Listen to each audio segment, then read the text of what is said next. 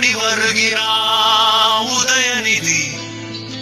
ஊருக்குள் அவன் பேர் உருட்டு நிதி. தாத்தா தயவுல சினிமா, அம்மா தயவுல அமைச்சர், அப்பாட்ட புடுங்குனது துணை முதலமைச்சர். குடும்ப தயவால பிழைக்கும் வாரிசு, கொடுக்க மாட்டாரு கபடிக்கு பரிசு. மக்களை ஏமாற்ற அடிச்சு விட்டாரு, ஆட்சிக்கு வந்ததும் கிடப்புல போட்டாரு.